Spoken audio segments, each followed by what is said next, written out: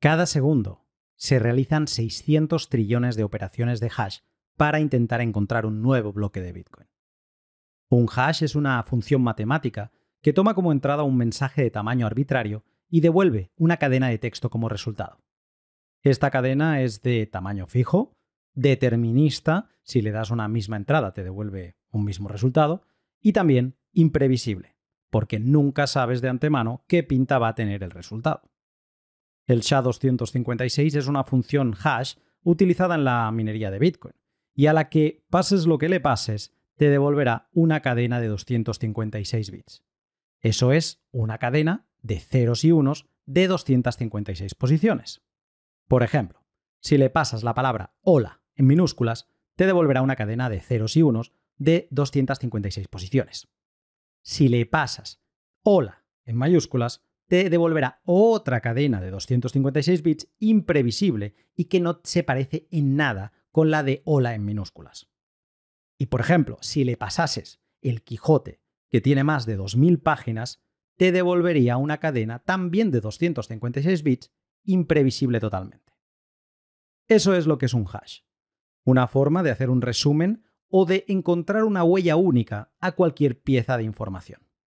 La minería de Bitcoin es una actividad en la que cualquier participante que lo desee puede construir un nuevo bloque tentativo de Bitcoin con un conjunto de transacciones de otros participantes que quieren enviar esos fondos y practicarles un hash. Así de simple. Lo que hace que no sea tan fácil minar un bloque y conseguir su recompensa de 3,125 Bitcoin es que el protocolo de Bitcoin no acepta todos los hashes como válidos. Si esto fuera así, todo el mundo minaría bloques, habría un caos de coordinación y no conseguiríamos saber qué se gastó antes. Para evitar esto, el protocolo de Bitcoin intenta que se minen bloques cada 10 minutos y para ello tiene un mecanismo que es el ajuste de dificultad, por el que se fija un resultado de hash mínimo cada 2 semanas para dar como válido a un nuevo bloque. ¿Y cómo es este objetivo mínimo? ¿Cómo se expresa? Pues como un valor de 256 bits muy bajo. Me explico. Si hashear un bloque te puede dar cualquier resultado de 256 posiciones de ceros y unos, ahora mismo el objetivo de dificultad de Bitcoin te pedirá que este número empiece por aproximadamente 80 ceros y luego ya los 176 valores que faltan. ¿Te imaginas cuán difícil es que hagas un cálculo de resultado imprevisible y de los 256 valores que te ha de dar, los 80 primeros sean ceros? Es como si te dijera, tira una moneda al aire y haz series de 256 tiradas. La cara es un 1 y la cruz un 0. Ahora es de conseguir que, empezando una serie, te salgan 80 cruces seguidas. No que te salgan 80 cruces seguidas a la mitad, que eso ya sería un hito. No, que te salgan 80 cruces seguidas al principio. Difícil, ¿verdad? Pues así de difícil es minar un bloque. Por ello, los mineros practican un hash en un bloque tentativo y cuando no les dan esos 80 ceros delanteros, cambian algún parámetro de la plantilla del bloque y vuelven a intentarlo, vuelven a hashear a ver qué les da este nuevo resultado. Y cuando tampoco les da, vuelven a cambiar algo y hashean de nuevo. Así hasta dar con un resultado válido o que otro minero lo consiga y se reinicie todo el proceso y pases a valorar un conjunto de transacciones pendientes totalmente distinto. Bien, ahora volvamos al dato del principio. Actualmente, la minería de Bitcoin en su conjunto realiza cerca de 600 trillones de operaciones de hash por segundo. 600 trillones, ¿eh? Y aún así necesita 600 segundos de media, lo que vienen a ser 10 minutos, para encontrar un único hash válido. Es decir, 600 trillones de operaciones por segundo por 600 segundos de lapso hacen un total de 360.000 trillones o un tercio de cuatrillón de hashes, de los cuales solo uno sale con 80 ceros a la izquierda. Loco, ¿eh? Repito por si no ha quedado claro la dimensión del asunto. De 1/3 de cuatrillón de intentos, solo uno sale con 80 ceros a la izquierda. Hola, ¿qué tal? Os habla Lunaticoin y bienvenidos a la fascinante madriguera de la minería de Bitcoin.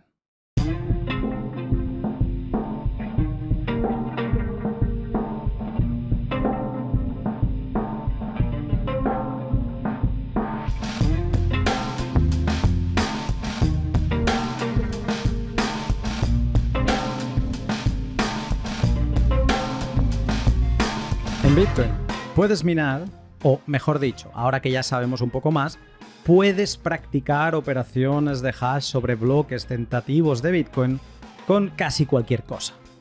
Tu ordenador seguro que produce hashes en el orden de miles o millones de operaciones por segundo. Cifra algo alejada de las que producen las máquinas mineras especializadas, que llegan de media a los 200 millones de hashes por segundo. Pero minar, como tal, puedes minar. Y de hecho, si lo recuerdas, solo necesitas un hash válido para minar un bloque. Ni 100.000 ni 1 billón. Un único hash puede abrirte las puertas del reino de los mineros que han conseguido romper el puzzle de Satoshi. Pero claro, hay una probabilidad muy baja. Y el hash rate que puedas aportar, la cantidad de hash rate que puedas aportar, es lo que te dará más o menos opciones. En esas líneas, y como comentamos en el L235 junto a CSH, en los últimos tiempos han aparecido proyectos como el Bitax, que acerca una mayor capacidad de hasheo por segundo, o hash rate, a todo el que lo desee, sin tener que pasar por inversiones de miles de dólares, ni tener que lidiar con el gran consumo, el ruido y el calor de un equipo completo de minería como sería un S19. Minería accesible para todos, pero sin hacerse trampas al solitario tampoco, porque todavía quedamos muy alejados de las cifras de las máquinas profesionales y por lo tanto es una herramienta más de introducción a la minería que una realista fuente de ingresos. Pues bien, pese al crudo realismo de los números y la probabilidad, esta semana pasada hemos vivido un hecho histórico. El bloque 853.742 fue minado por un minero en solitario que utilizaba un único Bitax de 150 euros. Y en el pod de hoy te traigo una entrevista con Scott, su creador, el creador de este minero open source que está ya hoy, ahora mismo, dando un golpe sobre la mesa y cambiando desde abajo la que parecía la única línea de evolución de la industria minera. La charla de hoy vuelve a ser una videoentrevista grabada en inglés y doblada al español con inteligencia artificial. La charla se grabó a finales de mayo, donde todo lo acontecido la semana pasada solo era ciencia ficción. Lo curioso es que tratamos el tema y ponemos sobre la mesa lo que creemos que pasará una vez un Bitax consiga minar un bloque. Si puedes, te recomiendo que veas el pod en versión original en YouTube, no solo porque te llevarás todos los matices de las explicaciones de Scott, sino que también verás un conjunto de máquinas históricas de minería que vamos enseñando y sobre las que construimos el nacimiento de los Bitax. Pues bien, el tiempo de la minería doméstica es ahora, y con esta charla lo tendrás todo para entender qué es un Bitax y por qué te podría interesar tener uno.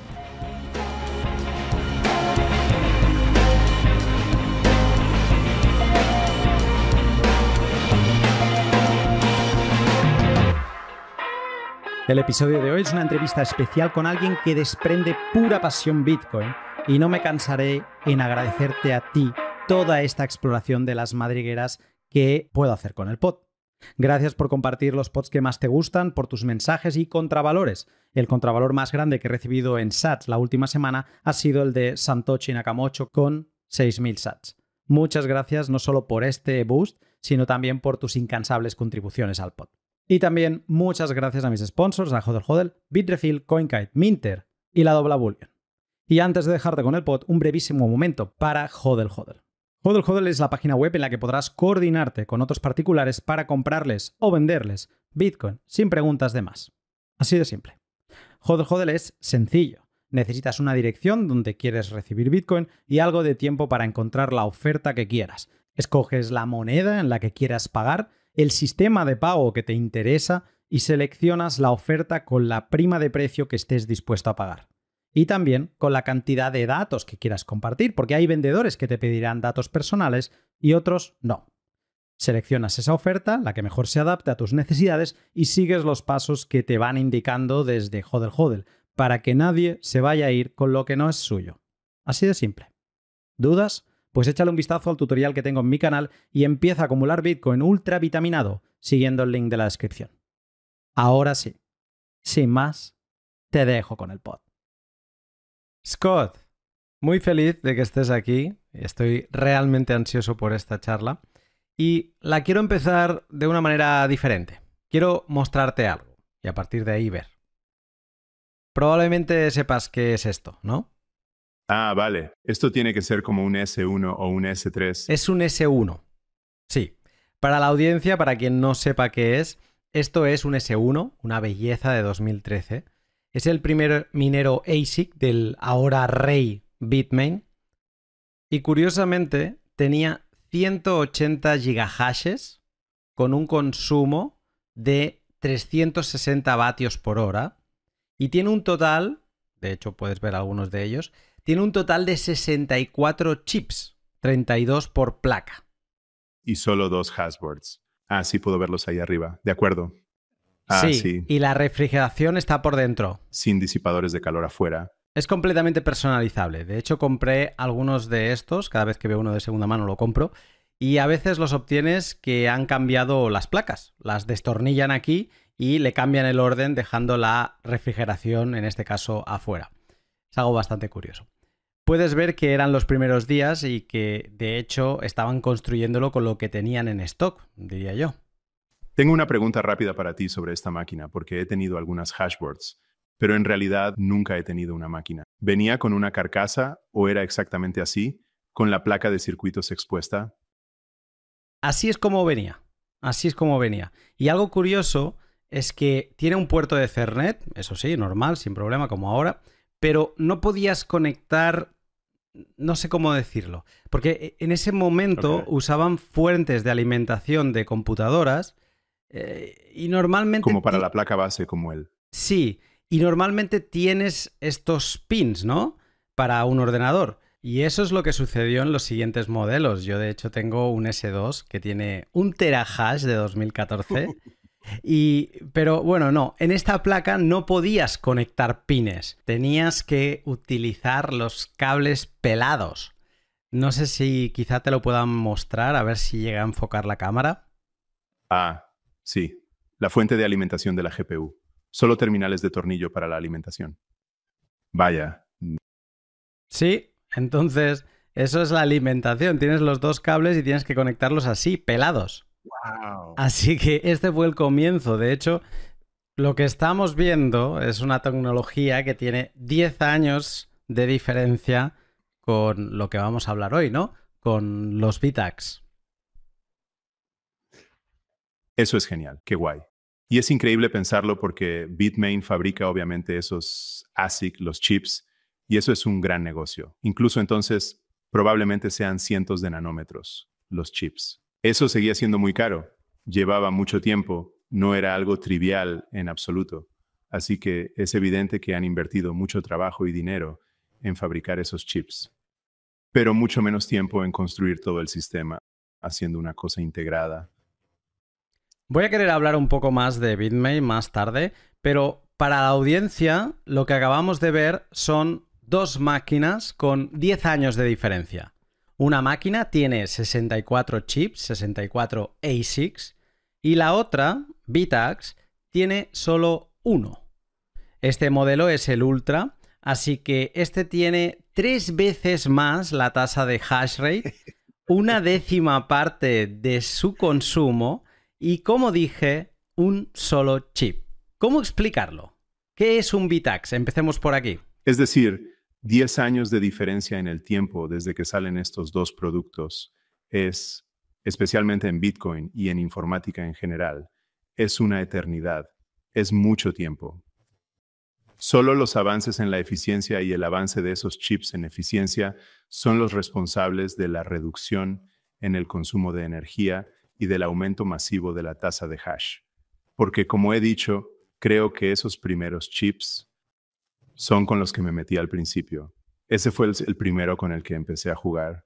Creo que es el BM1380, el chip que lleva. Y quiero decir que es de más de 100 nanómetros el tamaño del chip. Y ahora, por supuesto, hablamos de 5, 4, 3 nanómetros. Así que es una diferencia muy grande. Y eso influye directamente en la eficacia de esos chips. En realidad creo que sí, porque 100 nanómetros hace 10 años tampoco era realmente de vanguardia. Eso seguía siendo más barato, más lento y menos eficaz, incluso hace una década. Así que empezaron por donde podían. No sabían lo grande que iba a ser esta industria. No sabían si su inversión inicial iba a ser rentable. Así que estaban haciendo una especie de prototipo, supongo. Como puedes ver, todo el sistema es muy básico. Estaban haciendo una especie de prototipo. Y a medida que Bitmain crecía, la minería se hacía más lucrativa, supongo. Están invirtiendo más dinero y empezando a conseguir asignaciones en TSMC para fabricar chips realmente increíbles. Y esa es mi opinión sobre cómo hemos llegado a donde estamos ahora. Es decir, toda mi idea es que nos olvidamos del código abierto en el proceso de esto. Estos tipos siguieron adelante, asumiendo toneladas de riesgo para hacerlo, invirtiendo toneladas de dinero. Pero la ética de código abierto de Bitcoin, que es una parte fundamental de Bitcoin, se perdió totalmente durante esos 10 años. Así que por un lado, muy guay ver lo que ha pasado. Por otra parte, lamentable. Quiero que continuemos por ahí porque veo que todavía estamos hablando sobre el S1, Bitmain y cómo empezaron, lo cual es gracioso. No pensé que fuéramos a hablar tanto sobre eso, pero voy a seguir con el tema. Lo acabo de revisar porque cuando caí en la madriguera de la minería me sumergí profundamente y creé mi propia hoja de cálculo con todos los números y demás. Tengo una hoja de cálculo privada con todos los mineros ASICs que existieron, los que eran comercialmente viables para estar en esa hoja, y tengo todas las eficiencias y todo de cada chip, ¿no? Y estos chips que acabamos de ver del S1 tenían, ojo, una eficiencia de 2000 vatios por terahash. Así que aquí estamos hablando de un Ultra que creo que es de un S19XP, ¿no? Entonces, estamos hablando de alrededor, corrígeme si me equivoco, pero de una eficiencia de 27. Es normalmente 21,5, sí, sí. Ah, 21. Pues de 2000 a 21. Eso significa que necesitaban 2000 vatios para obtener un terahash de computación. Mientras tanto, en estos chips solo se necesitan 21 vatios para obtener un terahash. Es una mejora bastante impresionante. Ya. Es una mejora bastante salvaje. Entonces, este es el riesgo, como decías, que Bitmain asumió durante todo este tiempo para seguir impulsando la industria. Por supuesto, estaban obteniendo el dinero, estaban recibiendo los pedidos, así que no lo estaban haciendo de forma altruista. Estaban teniendo enormes ganancias. Sure. Pero antes de volver a la parte de código abierto, algunas personas aún podrían no saber qué narices es esta otra máquina, porque también parece increíble y bastante cypherpunk. Así, además, que es solo una placa, un ventilador y una pequeña pantalla. ¿Qué es esto del Bitaxi? ¿Cómo surgieron? Bueno, supongo que si no estás mirando, Luna está sosteniendo un Bitaxe. El Bitaxe es un proyecto en el que llevo trabajando, no sé, probablemente casi 2 años, y es un minero ASIC de código abierto. Como he mencionado antes, estas máquinas de minería de Bitmain y otros salieron al mercado. Llevan trabajando en ellas una década, más de una década, e impulsan la industria minera. Son grandes máquinas industriales. Funcionan a kilovatios. Son calientes, ruidosas y están pensadas para su uso en minería. Granjas de servidores. Minas de Bitcoin. Se trata de instalaciones industriales que disponen de energía industrial. Tienen refrigeración industrial y, por lo general, no están en un lugar donde viva una persona. Soy ingeniero eléctrico, soy aficionado al Bitcoin y por eso me interesa mucho la minería, concretamente el hardware de minería, y quise involucrarme y hacer mi propio minero y hacerlo con ASICs. Me fastidió que no hubiera ninguna información de código abierto para empezar a hacer esto. Todo es material propietario de código cerrado, bastante secreto. Supongo que tiene sentido. No me gusta, pero tiene sentido. Todos compiten entre sí por las máquinas más eficientes, por lo que es obvio que no compartan información entre sí. Pero el Bitaxe nació inicialmente solo para satisfacer mi curiosidad de construir un minero de Bitcoin que estuviera basado en un ASIC. Y como no es práctico para un simple mortal fabricar su propio ASIC, el chip, decidí tomar un chip existente, y los más populares son los de Bitmain. Así que decidí coger uno de ellos e intentar aplicar ingeniería inversa y construir un minero a su alrededor. No hay ninguna documentación al respecto. Así que todo sobre este chip, minero, firmware, todo sobre él tenía que ser ingeniería inversa. Así que pasé mucho tiempo indagando e intentando averiguar cómo funcionaba. Así fue como conseguí mis hashboards, que en eBay creo que son de un S3 o quizás de un S2. Se parece mucho a las que tú tienes, pero los chips están dispuestos en diagonal. Pero creo que usa los mismos chips. Creo que podría ser de un S3. Bueno, no sé. Es que el S2 era una caja negra enorme y tenía muchas placas dentro, una al lado del otro. Y no sé, eran muy delgadas. En realidad lo tengo justo aquí. Voy a cogerlo. Venga, vale, adelante. Así que este es del mismo tamaño que los que tienes, pero puedes ver que parece que hay más de ellos. Sí, podría ser un S2. Ahora tengo dudas, pero como ves, tiene este enchufe o este conector, no sé cómo decirlo arriba. Sí, se trata de un conector de borde de PCB. Parece casi un PCI. No estoy seguro si lo es o no. Sí, ahora tengo dudas. Pero bueno, lo comprobaré. Tengo algunas placas aquí detrás del S2 y lo revisaré más tarde. Esto es bonito de ver el cómo ha evolucionado. Y por ejemplo, ahora estamos entrando en detalles de la historia de Bitmain. De hecho, por ejemplo, sabemos que el S17 era un modelo pues no muy bueno, porque tuvo muchos problemas. Fue un momento en que el ingeniero principal se fue para crear su propia empresa, la ahora MicroBT, y los disipadores de calor se caían. Estaban pegados, no estaban atornillados a la placa y tuvieron un gran problema ahí.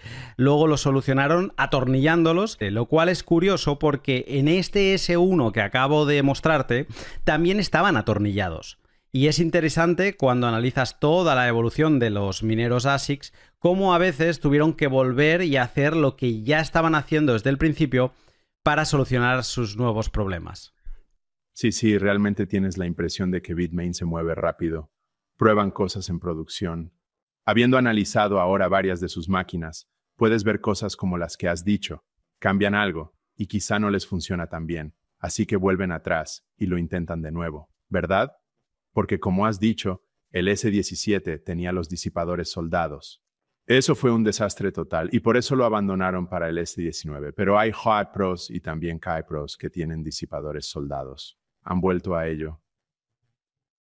Así que se mueven muy deprisa, lo cual es obvio porque son los líderes del mercado y supongo que en cierto modo solo hay que experimentar y averiguarlo, lo cual es genial. Respeto eso.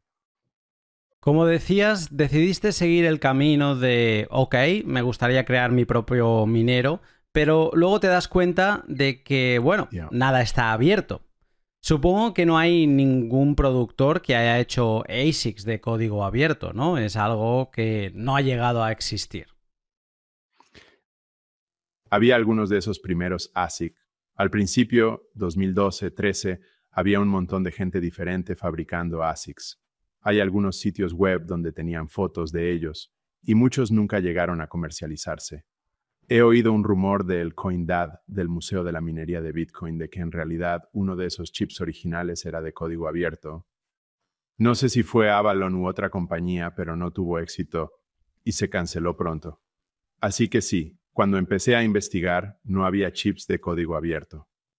Entonces te enfocaste en hacer ingeniería inversa, tomando un chip y tratando de construir alrededor de él, intentando entender las señales, ¿no?, que éste estaba dando, las salidas Yes. de ese chip y básicamente tuviste que entender cómo funciona un minero ASIC y construir alrededor, algo incluso más difícil que empezar desde cero, porque cuando estás construyendo desde cero creas el diseño que deseas. Tuviste que entender las partes y construir alrededor de algo que ya tenías. Supongo que comenzaste con el chip del S17. Pues no, empecé con este. Compré esta placa que lleva el BM1380, que creo que es el primero que hicieron. Y en realidad aquí esto es una prueba de trabajo. Puedes ver que he quitado un chip.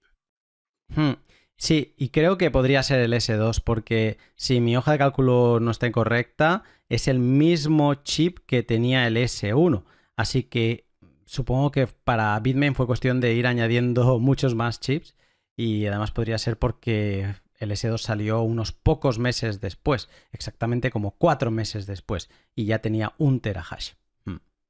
Tiene pinta que es ese. Creo que podrías tener razón, porque este es el único conector, esta especie de borde de placa o borde de PCB, conector con aspecto de PCI. Es lo único que hay. Es como los grandes conectores de alimentación de aquí, y luego esos son claramente datos. Así que puedes imaginártelos conectando un montón de ellos a una gran caja o a una gran placa base. Y luego le hiciste la ingeniería inversa con un solo chip porque tu idea siempre había sido eso, el crear un minero de un solo chip. Bueno, sí, ese era el punto de partida. Uno parecía mucho más fácil que hacer 60 o 32 o lo que fuera. Así que quería empezar por uno. Por esa época, también tenían los Antminer U1 y U2, que eran de un solo chip, como las memorias USB. Pero era demasiado tacaño para hacerlo. Debería haber comprado uno de esos, pero no estaba totalmente comprometido con este proyecto y no quería gastarme el dinero. Así que conseguí estas tablas muy baratas en eBay. Vale, como esto va de enseñar, dame un momento. Okay, all right, you got one.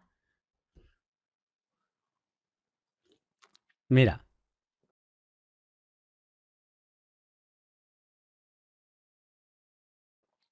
Aquí lo tienes, a ver si enfoca.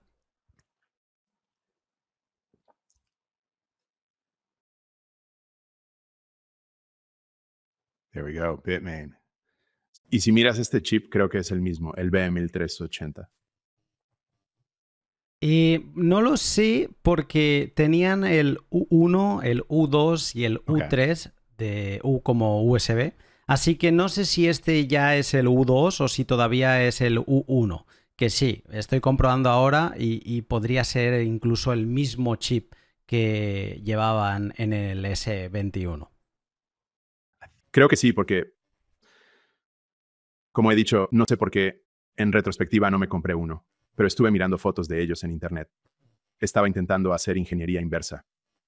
Recuerdo que la placa de circuito impreso era azul, y yo intentaba hacer ingeniería inversa a partir de las fotos que la gente había colgado en internet. Y me adentré bastante en esa madriguera con él porque por aquel entonces había unas hojas de datos muy toscas para esos chips. Creo que el 1384 y el 1380 tenían unas hojas de datos mal traducidas del chino, supongo, que describían más o menos cómo funcionaban y decían más o menos cuáles eran las patillas, sin mucha descripción. Ahí había algo con lo que trabajar, así que empecé utilizando esto como una forma de entender cómo funcionan estos chips, como cuál es la disposición general y esas cosas. Como tú dices, tuve que aprender cómo funcionan las máquinas mineras, cómo funcionan los ASIC, y para ser honesto, tuve que profundizar realmente en cómo funciona la minería de Bitcoin y aprenderlo por mí mismo también, el cómo funciona realmente. Incluso entonces, estos chips son ASIC, que es circuito integrado específico de la aplicación, y son muy específicos de la aplicación. Lo único que hacen es minar Bitcoin. Así que realmente necesitas saber cómo funciona la minería de Bitcoin, cuál es el formato de la cabecera de bloque y qué es importante en la cabecera de bloque de Bitcoin para saber qué van a hacer estos chips y qué indican sus respuestas. Así que me metí al 100% con este chip. Y esto fue hace tiempo. La verdad es que me agobié y lo dejé durante un tiempo mientras trabajaba en ello. Esto era solo un hobby, así que me ponía a jugar con ello cuando tenía tiempo libre. Pero me agobié con eso y en realidad nunca hice mi propia placa de circuito ni nada para ese chip. Lo dejé y trabajé en otras cosas no relacionadas con Bitcoin durante probablemente un par de años y volví a él con el S9 y el chip del S9. Porque Brains había creado su firmware por aquel entonces, el Brains OS, y el Brains OS era de código abierto, lo cual era genial. Era algo que me decía, vale, puedo profundizar en esto, puedo ver cómo funciona básicamente por primera vez, ver cómo funciona. Y esa fue la primera vez que pensé, vale, voy a hacer una placa de circuito, voy a ponerla en marcha. Y CGMiner también era compatible con el chip del S9 por aquel entonces. Así que construí una placa. Tuve que hacer ingeniería inversa de las partes mecánicas del chip, como las medidas del propio chip, para hacer una huella que colocar en la placa de circuito impreso y buscar en algunos documentos de reparación de Bitmain, de nuevo, mal traducidos, para averiguar qué patillas tienen qué señales. Pero gracias a eso pude hacer una placa de circuito y hacerla funcionar con CGMiner. Así que fue la primera vez que conseguí que un minero de un solo chip funcionara realmente, lo que para mí fue muy, muy emocionante. No soy la primera persona que hace esto. Ya existía Sheco Science, que fabrica memorias USB. SideHack, que dirige Gecko Science. Ya llevaba un tiempo en ello y tenía un par de modelos publicados en ese momento, pero tenía una memoria USB que tenía un único chip S9, y eso era algo que se podía comprar. No era de código abierto, pero se podía comprar, y se controlaba con CGMiner, que era de código abierto, así que también fue útil poder verlo y construir el hardware por mi cuenta mediante ingeniería inversa. Pero el firmware, la parte del software, pude utilizar lo que ellos tenían, lo que estuvo muy bien. Eso me puso en marcha.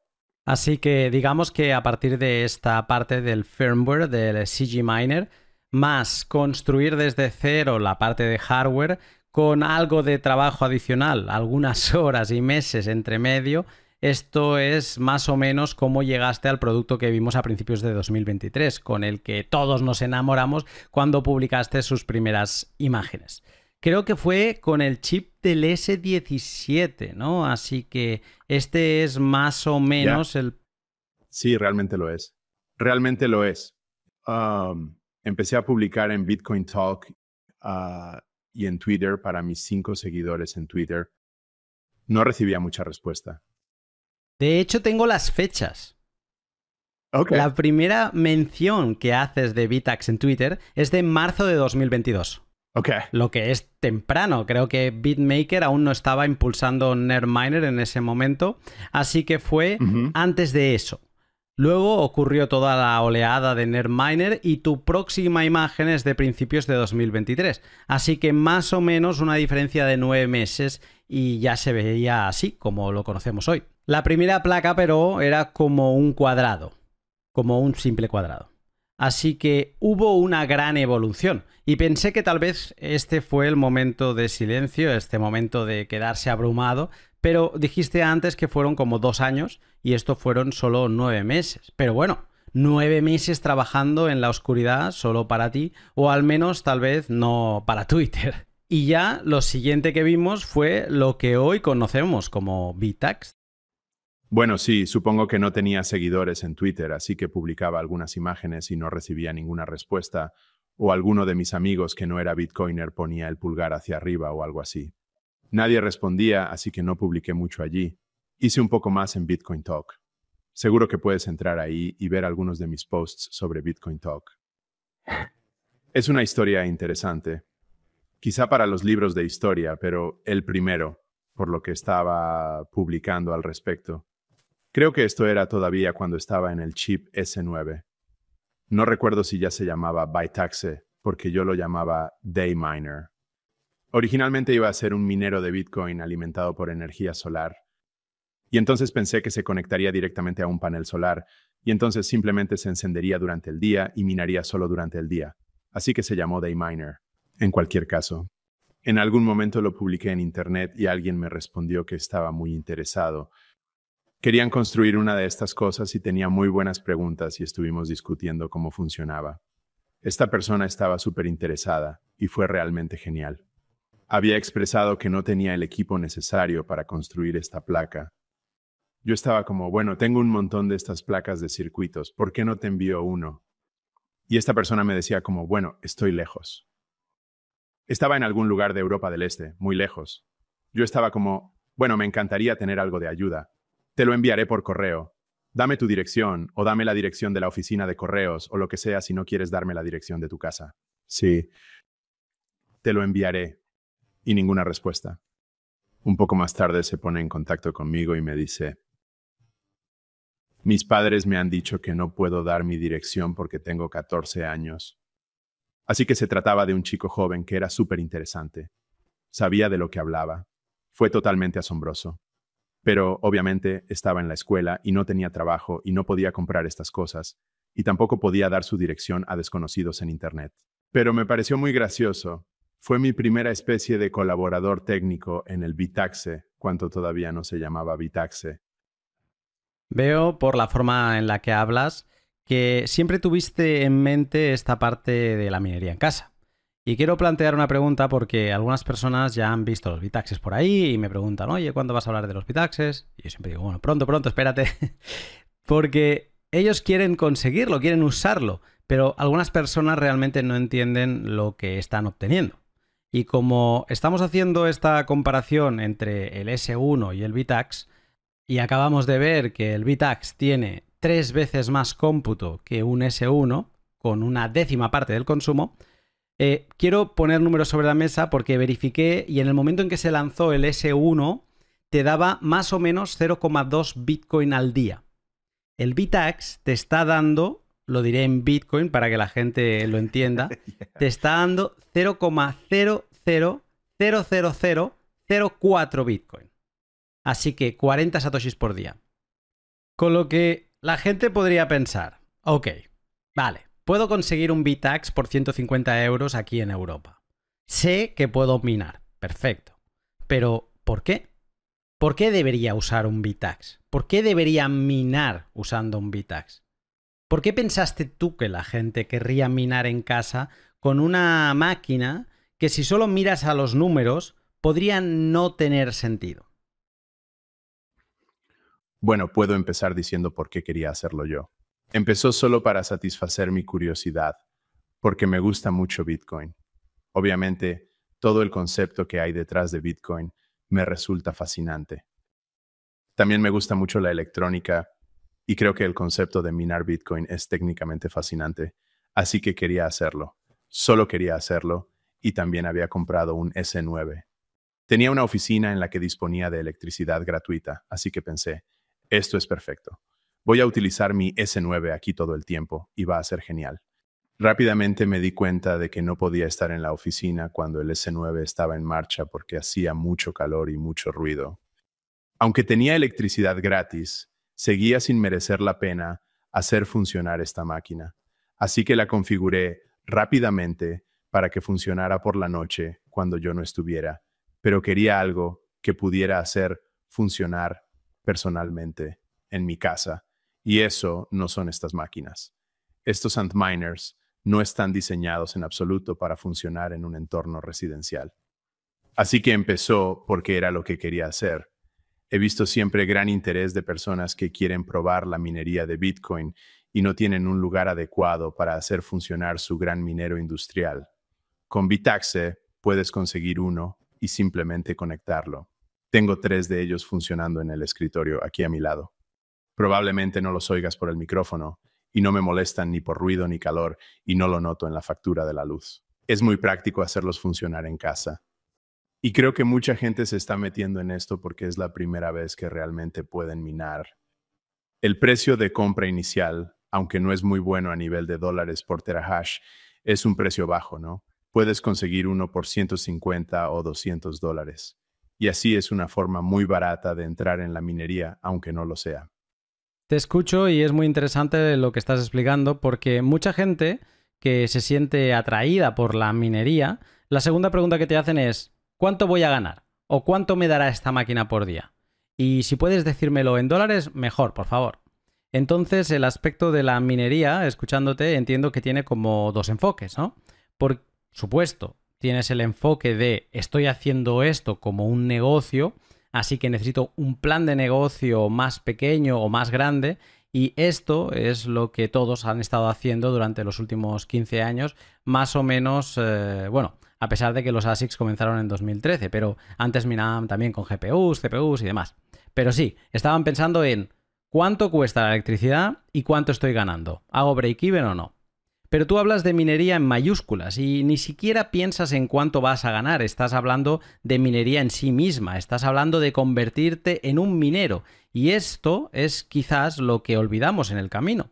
En estos 10 años olvidamos que la minería es incluso crear un hash por minuto si lo deseas. Y ya eres minero, ya estás minando. No sé si podrías elaborar sobre esto porque creo que es algo hermoso para un Bitcoiner. Y es algo muy interesante para alguien que aún no está en Bitcoin porque el Bitax puede enseñarte, incluso un nerd miner, y por eso creo que de hecho el nerd miner fue tan interesante porque enseñaba sobre este concepto. ¿Cómo lo ves? ¿Crees que hemos olvidado que la minería no necesariamente tiene que competir al límite con los grandes como Foundry, Riot y todos estos monstruos mineros? Como el propio Bitcoin, que carece totalmente de permisos. No tienes que pedir permiso a nadie. Y tenemos un poco de orientación en los primeros posts de Satoshi sobre cómo pensaba que iba a funcionar la minería de Bitcoin. Pero no hay reglas. Nadie va a impedir que lo haga. Nadie va a impedir que lo hagas. Esa es la resistencia a la censura por la que Bitcoin es tan famoso. Si quieres hacerlo, puedes hacerlo. Y no hay reglas que digan, tienes que convertirte en un gran minero industrial y empezar un negocio y convertirte en una empresa que cotiza en bolsa y ganar toneladas de dinero para tus accionistas para ser un minero de Bitcoin. Es solo la forma en que algunas entidades han decidido hacerlo, pero no hay ninguna razón por la que tenga que ser así. No tiene por qué ser eso de, ya sabes, si no ganas dinero, déjalo. Tal vez haya llegado a ser así por la forma en que son ahora las máquinas mineras. Bitmain fabrica estas grandes máquinas porque necesita dirigirse a los clientes que dirigen grandes granjas de minería, porque esos son los mayores clientes. Así que, obviamente, fabricarían máquinas para sus mayores clientes. Y eso alimenta toda esta industria y la idea de que esto es un negocio. Se trata de un negocio con ánimo de lucro. Está bien, es sin permiso. Nadie te impide hacer un negocio con ánimo de lucro de minería Bitcoin. Pero la otra cara de la moneda también es cierta. Puedes hacer de minero altruista. Si quieres, puedes hacer este hack. Y puedes ser home miner. Y creo que ese segmento de mineros domésticos puede ser mayor de lo que es ahora si realmente hay algún hardware, algún dispositivo hecho para la minería doméstica que sea práctico de usar en casa. Estuve en el Bitcoin Park de Nashville hace un par de semanas y participé en un panel con el director general de Core Scientific, que es un gran minero que quebró, y también con Grid, que es otro gran minero de Tennessee. Ambas son empresas que cotizan en bolsa en Estados Unidos, así que son grandes. Ambos se hacen eco del sentimiento de que este negocio de la minería es realmente duro. Se trata de personas u organizaciones que cotizan en bolsa, lo que significa que pueden recaudar toneladas de dinero para financiar su operativa a través de sus acciones. Y aún así siguen diciendo, esto es muy duro. Así que creo que los márgenes de beneficio son escasos y es difícil que funcione. Así que no quiero que eso sea una barrera de entrada para alguien que solo quiera probarlo o solo quiera hacer uno en casa. Espero que estés disfrutando de esta charla con Scott. Yo te interrumpo un momento para hablarte brevemente de mis otros 3 sponsors, Minter, Bitrefill y CoinKite. Minter es la app y protocolo peer-to-peer para comunidades intelectuales con colaboración abierta. Una especie de Word open source con conectividad red, followers y Lightning Network integrado, para enviar contravalores a todo lo que te guste y también recibirlos. Estas últimas semanas estoy siguiendo de cerca todos los que os vais uniendo a Minter para añadiros a una entrada en mi blog de Lunatic.blog y así tener un repositorio actualizado de Minterians Bitcoin y también Minterians tecnológicos en general. Te animo a que aproveches el verano para testear Minter y empezar tu blog de aprendizaje Bitcoin. El equipo está trabajando duro en los últimos 3 meses para lanzar pronto una mejora extraordinaria en la colaboración abierta. Cuando tengamos eso, vamos a empezar a construir muchísimos castillos de conocimiento. Te animo a que aproveches estas semanas. Luego, Bitrefill es la página web donde podrás comprar de todo: IKEA, Zara, Amazon, Frávega, Carrefour, etc., pagando con Bitcoin on-chain y Lightning. La semana pasada pregunté en Twitter cuánta gente tenía Bitcoin on-chain o Lightning listo para gastar y solo el 50% de los tenedores de Bitcoin que votaron lo tenían así. Curioso. Curioso porque para mí Bitcoin es genial también como medio de intercambio y en Bitrefill puedes conseguir todo lo que quieras sin preguntas de más. ¿Que te vas a renovar el ordenador? Pues puedes hacerlo acumulando un par de tarjetas en Amazon y conseguirlo así. ¿Que quieres un producto de Apple? Pues también tienes tarjetas para ello. En HODL lo acumulo y cuando quiero consumir, el go-to es Bitrefill porque en ningún sitio me lo ponen tan fácil y con tanta oferta. Échale un vistazo siguiendo el link de la descripción. Y por último, CoinKite, la empresa canadiense fabricante del hardware Bitcoin más icónico, como las Coldcard, los OpenDimes, los TapSigner o los BlockClock. La semana pasada te hablé de las bondades del BIP85, una herramienta que te hace la vida más fácil cuando empiezas a trastear con varias billeteras de software y acabas con una libreta llena de semillas de las que ya no sabes qué tiene cuál.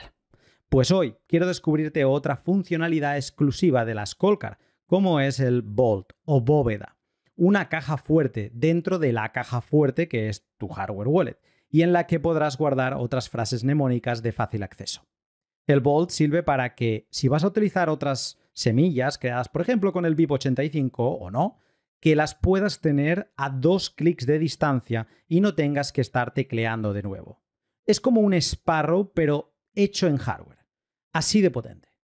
Puedes activar Vault en tus ajustes avanzados e integrar esta herramienta top que solo encontrarás en Coldcard Mark IV y Coldcard Q.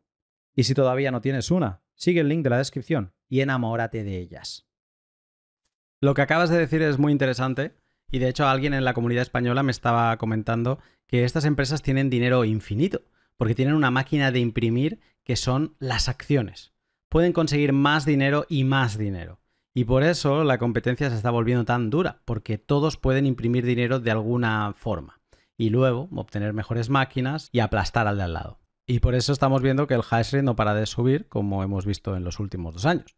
Y lo interesante es que la gente debería saber que puedes minar en casa. Quizás no para obtener ganancias o no de la manera en que competirías o lograrías un margen tan grande como se podía en el pasado, pero aún puedes minar. Lo que es difícil de ver para la gente es que puedes aportar hash rate a la red. Es una fracción diminuta si solo te consideras a ti mismo, pero estás aportando hash rate, así que estás asegurando en un pequeño porcentaje la red. Sí, desde luego. Hablo mucho de esto porque un Bitaxe o un S19, ¿no? Tengo uno justo detrás de mí. Un S19 es insignificante en el gran esquema de las cosas, ¿verdad? Estamos a 600 y pico exahashes en la red y esa cosa solo tiene como 100 terahashes. Así que es insignificante en el panorama general. Un Bitaxe es insignificante en el panorama general. Pero no vamos a sacar uno solo, ¿verdad? Vamos a conseguir que salgan muchos. Al igual que ese S19 es una colección de un montón de pequeños chips, una colección de Bitaxes juntos, es significativo, puede tener un efecto en la red, puede asegurar Bitcoin y puede proporcionar una cantidad no trivial de hash a la red. Así que es solo una forma ligeramente diferente de distribuir las máquinas de hashing por el mundo, pero puede seguir siendo igual de eficaz. Y aún así, todavía puedes tener suerte en minar un bloque. No es que lo estés haciendo solo por el hecho de ser minero y nada más, y solo gastando electricidad.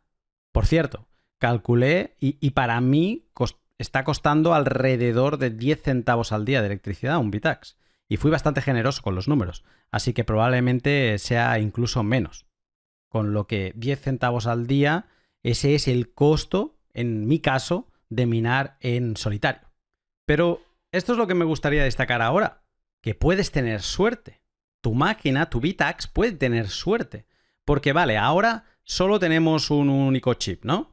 Y creo que un S21 tiene 324 chips. Así que sí, un S21 tiene una mayor probabilidad que tú porque tiene 324 chips o 323 chips más que tú. Pero imaginemos que uno de estos S21s resuelve un bloque. Es decir, que encuentra un hash con una dificultad superior al objetivo. cuando uno de estos mineros ASICs lo resuelve, es uno de los chips quien lo resuelve. No es toda la máquina en su conjunto. Es un chip, un único chip como y solo un hash de un chip para el caso. Exacto. Y esta máquina está haciendo ahora mismo, no sé como cuántos millones. Hace 500,000 millones de hashes por segundo. Y solo necesita uno. Solo necesitas uno. Es que solo necesitas uno. Y claro, si no sabes sobre minería, si no sabes cómo funciona, es difícil de entender. También debes saber que la probabilidad es realmente baja, pero es una probabilidad mucho mayor que, por ejemplo, que te toque la lotería, como mucho más alta. Sí, esta es otra de las razones por las que digo que la gente puede querer tener un Bitax. Hay un montón de razones diferentes por las que la gente podría querer gestionar un Bitax, pero esta es una razón de peso por la que la gente podría querer hacerlo, para practicar lotería con minería. Así que tienes, como has dicho, la posibilidad de ganar toda la recompensa en bloque, 325 Bitcoin más todas las comisiones. No es una posibilidad muy buena, pero tienes una posibilidad. En realidad es como una entre 8 millones al día. Estas estadísticas pueden ser un poco viejas, pero es como si lo dejaras correr durante un día entero. Es como una posibilidad entre 8 millones en un día de que desaiden a un bloque.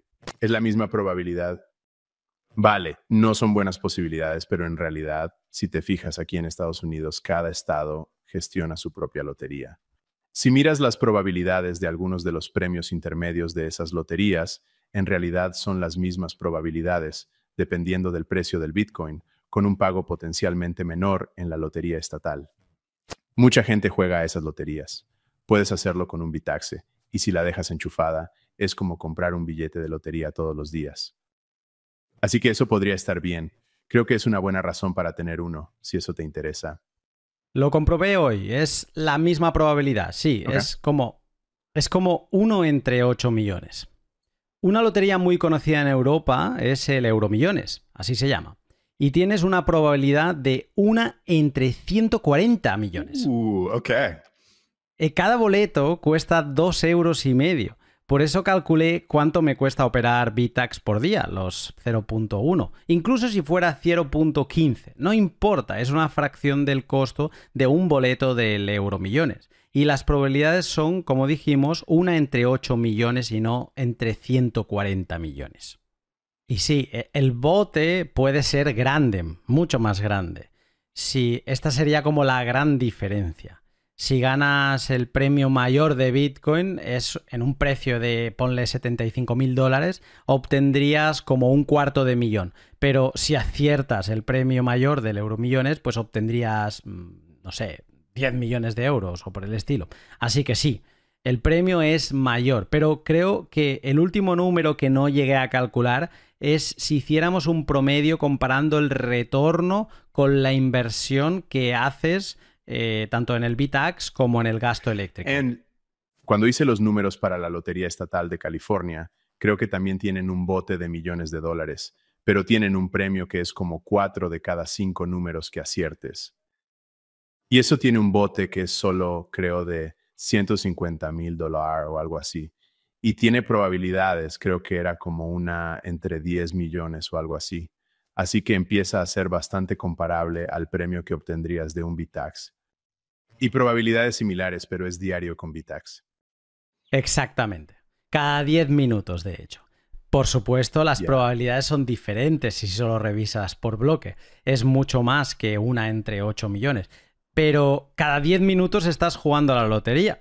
Así que supongo que en tu mente, con todo esto que hemos hablado, tú piensas en los Bitaxes más apuntando a la minería en solitario que no a la minería en pool, ¿no? ¿Cuál es tu opinión?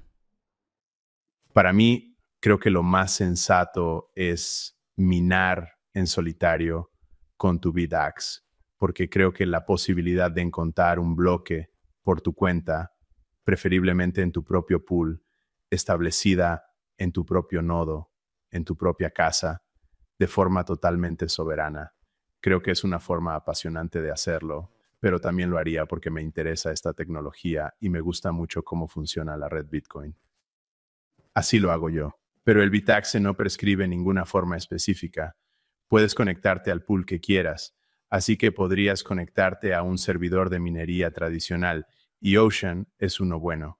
Lo que tienes que tener cuidado cuando mines con un dispositivo de hash rate tan bajo como un Bitaxe en un pool es que tienes que mirar cuál es el pago mínimo. A veces tendrán un pago mínimo tan grande que tu Bitaxe podría tardar años en funcionando sin parar para llegar siquiera al pago mínimo en el que podrías retirar ese Bitcoin del pool. Así que, obviamente, esa no sería una buena forma de hacerlo porque nunca te pagarían. En ese caso, deberías minar en solitario o lotería. Hay 2 pools, que yo sepa, quizá 3, que han implementado los pagos Lightning y en realidad te pagarán como 40 sats al día si quieres a través de Lightning porque las comisiones de transacción son mucho más bajas. Sé que Ocean Pool lo hace y así puedes acumular sats si quieres con tu Bitax. Es una forma genial de hacerlo. Me alegra ver que sus pools están implementando umbrales más bajos para pagar, para que la gente pueda minar así si quiere. Depende totalmente de lo que el usuario quiera hacer. ¿Sabes si algún Bitax ha resuelto ya un bloque? No que yo sepa. Ahora, no hay razón para que lo sepa. A menos que me lo digan. Depende del pool poner el nombre en la parte extra del nonce de la cabecera del bloque. Y eso es lo que utiliza el mempool para identificar quién lo ha minado. Así que ninguno de los pools de Bitaxe de los que tengo conocimiento ha resuelto un bloque con un Bitaxe específicamente. Y ningún individuo se me ha acercado para decirme que ha resuelto un bloqueo o se lo ha contado a todo el mundo en Twitter, lo que sería increíble. Pero sí, solo tengo una estimación muy aproximada de cuántos Bitaxes existen. Creo que está en torno a los 5,000. Pero de nuevo, no lo sé porque ni siquiera los fabrico, así que no sé cuántos se han vendido. Pero si te limitas a observar estadísticamente la tasa de hash asociada a 5,000 Bitaxes en funcionamiento, creo que aún no nos ha llegado el momento del bloqueo. De promedio se tardaría más en resolver un bloque con esa tasa de hash rate. Entonces, 5.000, eso es algo en un rango aproximado de 2,5 petahashes, más o menos. No. Y el otro día grabé un podcast con una persona que a principios de año resolvió un bloque con solo 1,5 petahashes. Así que es posible.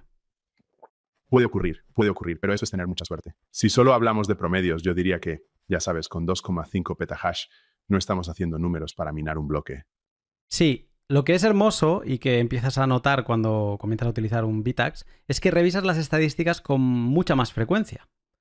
Algo curioso porque yo he minado con S17, S19 y es como que solo los enchufas y después del primer día ni siquiera piensas en ellos. No tienes una conexión tan cercana. Mientras que con un Bitax lo tengo a mi lado y lo reviso más a menudo porque, por ejemplo, lo que quiero saber es cuál ha sido la dificultad más alta que ha alcanzado. Y esto, para las personas que no entiendan de qué narices estamos hablando con lo de la dificultad, es como, explicado rápido, que Bitcoin establece un objetivo y dice, ok, si quieres minar un bloque, necesitas demostrarme que has trabajado más duro que esto, ¿no? Para eso hay 2 parámetros, la dificultad y el objetivo. Pero solo para entenderlo me voy a centrar en la dificultad. Entonces Bitcoin comenzó con una dificultad de 1 y tú tenías que demostrar un trabajo superior a 1 y luego esto ha ido creciendo. Y ahora creo que está en 89 billones. No billones americanos, sino billones europeos. Así que muchos más ceros que en los billones americanos. Y creo que es como si estuviéramos ahora en una zona que tenemos que obtener una dificultad de 89 billones para poder minar un bloque. Y eso es lo que reviso a diario. ¿Dónde está llegando mi Bitax? Y ahora mismo con el mío particular estoy llegando a los miles de millones. Así que ni siquiera me acerco, pero es curioso y divertido. No sé tú si tienes un número de dificultad que hayas visto, que te hayan compartido, que ha llegado a conseguir un Bitax, o cuál es la cifra. Estaba mirando en mi Nerdminer aquí mismo. En realidad, Nerdminer tiene una fantástica pantalla que te mostrará la dificultad actual, que es de 84,38 billones. Así que sí, como decías, si tienes un hash, solo hace falta uno que tenga una dificultad superior a 84,38 billones, entonces lo envías a la red y obtienes la recompensa del bloque, ¿verdad? Eso es resolver un bloque. Así que en el Bitaxe que tengo en mi escritorio, solo he visto en miles de millones o gigas como miles de millones de 2 dígitos, que está bastante lejos de los billones de 2 dígitos. Sin embargo, como estaba diciendo, no tengo forma de ver cómo les va a todos los bitaxes del mundo, así que solo sé lo que la gente decide contarme. Pero ayer estuve hablando con algunos de los chicos de Ocean sobre un problema que tenemos con su pool. Y me dijeron que pueden ver cuando un bitaxe se conecta a Ocean porque enviamos un nombre en la respuesta del Stratum que dice bitax y de qué modelo se trata. Para que puedan ver qué trabajados han enviado los bitaxes. Y me dijo que había visto 1,2 billones de un bitaxe. Así que eso está muy bien. Nos estamos acercando. Eso estuvo muy cerca, ¿eh? Muy cerca. Así que sí, puedes llegar y en algún momento lo veremos. Y esto va a suceder. Es solo cuestión de tiempo. Es solo cuestión de tiempo. Y estoy seguro que veremos a alguien resolviendo un bloque con un bitax. Esta sería seguramente la primera gran oleada de nuevos usuarios a los bitax. Se nos está acabando el tiempo y tenía una cantidad enorme de preguntas que veo que tendré que convencerte para otro día, porque no vamos a tener tiempo para hablar de Osmo ni sobre cómo funciona. Oh, sí, necesitamos una segunda parte. Todo esto es bueno. Sí, y tengo muchas preguntas sobre cómo y qué aprendiste de Bitmain haciendo pues la ingeniería inversa que nos has contado, pero lo dejaremos para otra. Ahora quiero preguntarte algo más filosófico, por así decirlo, porque has tenido una evolución desde que te volviste realmente público, desde este primer modelo con el chip S17, vimos luego el S19 y también con un bitax con el chip del S19 XP y el último que es con el Supra, que es con el chip del S21. Tendremos que esperar a que Bitmain haga algo mejor, tal vez ahora venga uno con el S21 Pro, pero sí, esta ha sido la evolución de los bitax. Además, la comunidad ha estado impulsando modelos como uno con 16 chips, uno con 4 y así sucesivamente.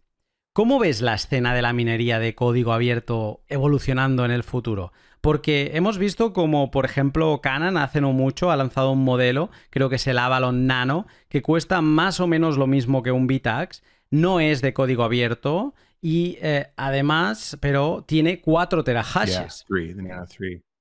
La eficiencia puede que no sea tan buena, pero se puede gestionar, es de unos 150 vatios de consumo. Y puedes ver que alguien se ha estado dando cuenta de que la gente empieza a tener un interés por lo de minar en casa y están impulsando productos comerciales en esa dirección.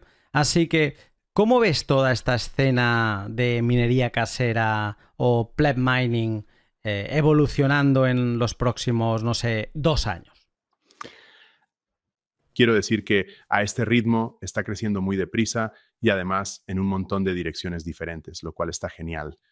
A través de OSMU, la Open Source Miners United, se han puesto en contacto conmigo todo tipo de ingenieros eléctricos e ingenieros de minería que están interesados en estas cosas y tienen un montón de ideas diferentes. Así que hay un montón de cosas chulas que creo que se anunciarán pronto. La gente está trabajando en muchos proyectos diferentes. Y si basas tu proyecto en el bitaxe, entonces, debido a la licencia GPL, estás obligado a abrirlo. Así que me entusiasma ver en qué está trabajando esta gente y que sea de código abierto. Vienen muchas cosas chulas.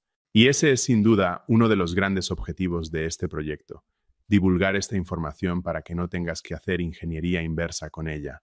Puedes empezar por donde está el bitaxe ahora y añadirle cualquier idea loca que se te ocurra, publicarla y difundirla por el mundo. Creo que eso es muy importante. Bitcoin empezó siendo de código abierto y creo que es una de las grandes razones del éxito de Bitcoin. Creo que si Satoshi no hubiera abierto Bitcoin, no estaríamos aquí hoy hablando de ello. De modo que, al publicarlo en código abierto, se descentraliza su desarrollo y no hay un único punto al que las autoridades puedan acudir para cerrarlo. No hay un cuartel general al que puedan ir y cerrarlo sin más. Lo descentraliza, lo difunde y también aumenta el ritmo de desarrollo en una especie de crecimiento exponencial. Con el código abierto hemos visto cosas como Linux o Apache y los servidores web y toda la industria de Internet en general que se ha movido realmente rápido gracias a ello. Y creo que será útil para Bitcoin. Pero has preguntado más o menos hacia dónde lo veo y creo que personalmente quiero trabajar en reducir el coste de estos mineros. El Bitaxe se fabrica ahora mismo en cantidades relativamente bajas, por lo que es bastante caro. Así funciona la fabricación en la electrónica, es cara. Pero puedes bajar el precio a medida que hagas más y más. Así que estoy bastante centrado en fabricar Bitaxes a menor coste, quizá un poco más potentes, para que tal vez lleguen hasta 1 terahash, ese tipo de cosas, y que sean más baratos solo para que haya una barrera de entrada cada vez más baja. Que cualquiera pueda simplemente ir y coger uno de estos, conectarlo y no tener que preocuparse por el precio ni nada por el estilo, solo para que podamos conseguir. Realmente quiero conseguir el primer 1.000.000 de Bitaxes ahí fuera, porque eso sería más o menos 1 exahash. Y si te fijas en las estadísticas, 1 exahash resuelve un bloque de media cada 4 días más o menos. Así que creo que lo que va a poner en marcha este movimiento es que tengamos un Bitaxe resolviendo un bloque cada semana. Eso venderá el próximo 1.000.000 de unidades más o menos y solidificará realmente este movimiento. Así que en eso estoy trabajando. Para cerrar nuestra conversación, quiero compartir un sentimiento. Como decía antes, he estado mirando durante los últimos, 5 o 6 años, minería a pequeña escala, con 1, 2 o 3 equipos, pero no fue hasta que tuve mis Bitax que decidí ir a por el stack minero completo. Y aunque he tenido también nodos de Bitcoin desde 2018, en este caso me dije, no, voy a crear otro para minería. Voy a tener Bitcoin Core, voy a instalar Public Pool y voy a minar en mi propio pool. Y ahora estoy apuntando una tasa de hash, pequeña o grande, lo que sea, no importa, lo que me pueda dar Bitax, y lo estoy apuntando a mi nodo y estoy minando. Y siento que nunca he estado tan conectado como ahora, porque soy yo y mi nodo, y soy yo y mi pool. Y solo necesito Sparrow y una billetera de hardware y el stack soberano se completa. Y todo está en mis manos. No importa lo que haga Foundry, no importa lo que haga Ampool, no importa nada. Todo está en mis manos. Y esto es algo que invito a todos a hacer. Pueden hacerlo con una tasa de hash que le pueda dar su máquina, su ordenador. Lo pueden hacer con un Netminer económico o lo pueden hacer con un Bitax o con una hashboard. Pero este sentimiento de ver el gráfico de tu pool y saber que esa tasa es tuya y que este pool está intentando crear bloques y creando nuevos templates desde tu mempool, no el mempool de otro, no, el tuyo, y ves esta conversación entre capas, la máquina del Bitax, el pool y luego Bitcoin Core, que además está conectado a otros pares a través de Internet. No sé, es una sensación increíble, es simplemente fantástico. Ya. Es fantástico, es impresionante, eso es lo que me gusta. Scott, espero que esta haya sido una primera conversación. Ha sido una conversación fantástica y quedo ansioso de poderme volver a sentar contigo y seguir aprendiendo. Esto ha sido genial, me encantó. Así que sí, repitámoslo pronto. Y hasta aquí el podcast. Qué increíble es Scott, qué increíble es su energía y cómo ha cambiado él solito, la naturaleza del sector minero para siempre. La bola de nieve, de hecho, yo creo que empezó a rodar con BitMaker y sus Netminers, una excelente introducción a entender la minería, pero que solo conseguía 70.000 hashes por segundo. Hacía falta algo que realmente nos pusiera a competir llegados a una masa crítica de dispositivos. Y eso es el empujón definitivo que le ha dado Scott con su Bitax. Empezaron con 300 gigahashes o 0,3 terahashes y ahora ya superan el terahash con el Supra. Creo que, a diferencia de los que muchos mineros profesionales me cuentan, lo que está haciendo Scott y toda la comunidad Osmu, de la que ya hablamos con CSH, que está trabajando en todo este lado del open source mining hardware, y luego también lo que el propio CSH está haciendo con los pleb miners de un solo hashboard, pues creo que todo este caldo de cultivo va a ser significativo en la escena global de la minería. No es una anécdota. A nivel de hash rate, no sé si llegará a algo como el 10%. Me parece incluso demasiado. pero sí que creo que se puede lograr un 1%. Eso sería ahora mismo una salvajada, porque serían 6 exahashes y casi que me da vértigo al decirlo. Pero creo que es factible con esa mezcla de pleb miners y BTAX de más de 1 terahash que empiezan a aparecer. Scott me cuenta que con un exahash conseguiríamos un bloque a la semana. Y más allá de sentirte parte de este movimiento y de tener alguna remota posibilidad de minar un bloque, lo fascinante de esto es pensar que se minerían bloques a los que los mineros, los que han creado el template, les importaría 3 pimientos lo que la OFAC diga o no sobre direcciones sancionadas. Algo que me parece increíble para la descentralización que siempre queda como de otro lado cuando hablamos de minería. Si te ha picado el gusanillo de los BitAxes y quieres conseguirte uno, puedes hacerlo en Bitronics de BitMaker, que ha preparado para la ocasión un código descuento del 3%. Además de echarle un vistazo al diseño de los que hizo Scott, al original, podrás ver también la reversión más techy que ha hecho BitMaker o que ha hibridado con los Nerdminer, que vienen con pantalla a color y demás, que son los NerdAxes. Tienes el link en la descripción y junto al cupón Lunático en mayúsculas conseguirás el descuento del 3% mencionado. Y ahora vamos con la segunda parte de la píldora metalera sobre las libertades de la mano de la Dobla Bullion.